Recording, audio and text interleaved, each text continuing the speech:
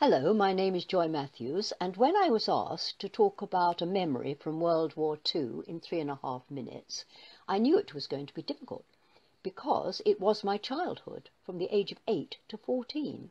What would I talk about?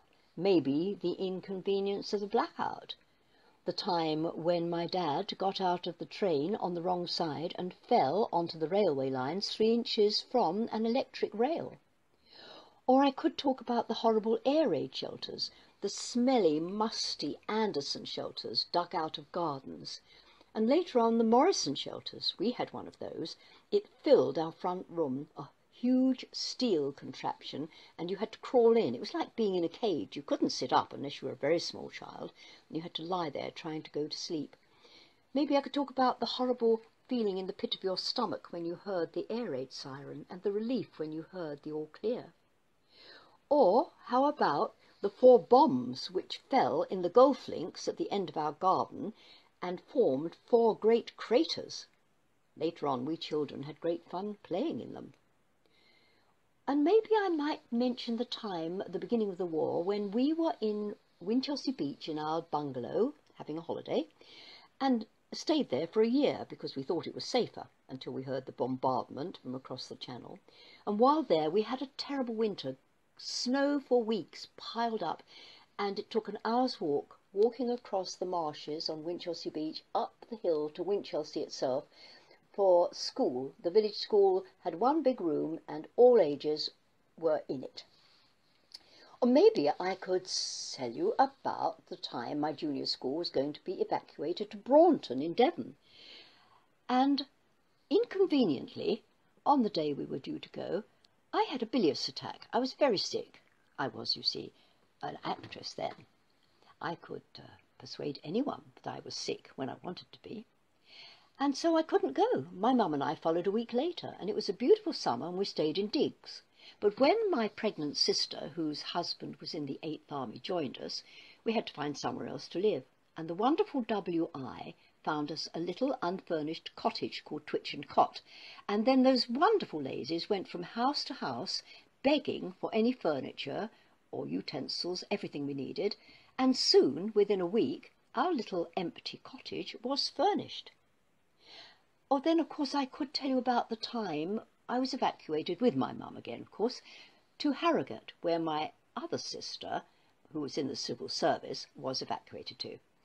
And I loved it there because I went to Harrogate Grammar School, where there were boys. And then, of course, we went home again because things seemed to be quieting down. But what happened? The doodlebugs, those dreadful pilotless planes that throbbed. They flew quite low in the sky and you could hear them distinctly. And you just hoped that they'd go on throbbing till they were well past you, because when they stopped, down they fell.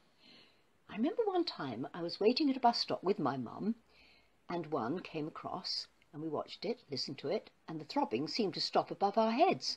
So we dived onto the pavement on our stomachs, and stayed there, waited for the explosion, which came very loud, but it was about a mile away.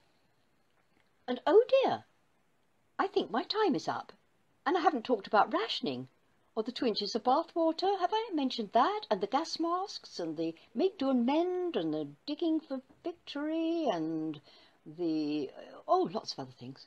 Oh, well.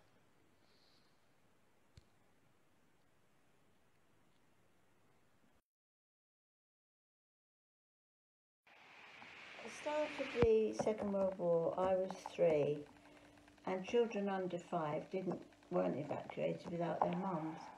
So I was evacuated to Kettering with my mum, but having come from middle of London, the city of London, she didn't like the country, so we only stayed 2 weeks and then back we came. Peter, on the other hand, was 6, so his experience was somewhat different.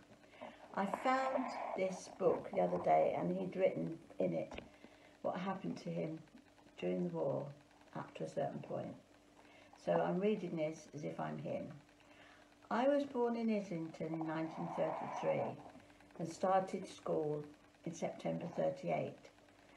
The end of my first year was July 1939, and I was expecting to return to that school in September. but fate intruded. My school was evacuated from London just before the beginning of the war in September 1939. I remember I was given a suitcase and we walked from my school to Finsbury Park Station and boarded a train. It arrived from London in a place in Huntingdon, 72 miles to the north, and we were put on a bus with all of our school and discharged at a place called Warboys. I sat in the hall of a church and people came in and chose children to give home to. I was just 6. There were 90 of us. The local people were looking for A, girls to be able to work in the home, or boys who were old enough to work in the fields at weekends. I was picked by an elderly couple when only 6 of us were left in the hall. I didn't really know who the other boy was who was chosen with me by them. We were given a small room which would take 2 children. I remember listening to the radio next day and being told that we were at war with Germany. It was a mixture of good and bad there. Unfortunately, the boy who was chosen with me couldn't stop wetting the bed, so he was taken home by his parents after a week, and I was taken in by a different couple who had 2 children about my age. That was better. About a year later, on the 7th of September 1940, the Blitz began, and for 57 nights, bombs rained down on London. I was walking to school one day in Warboys when a boy from my school, whom I didn't know, said to me, "Your Nana's dead." The next weekend, my mum came down to see me, so I asked her if it was true. "Yes," she said. Sorry. I don't remember all she said, but what had happened was these people had died when the shelter that they were hiding in was struck by a bomb. Peter's grandmother, her son George, her 2 daughters Rosie and Lily, Lily's husband Tom, and their 2 little ones, Geoffrey and Michael. They'd gone to the shelter from the flat thinking it would be safer, but a bomb struck the shelter and they were all killed. My mum decided to take me with her back to London.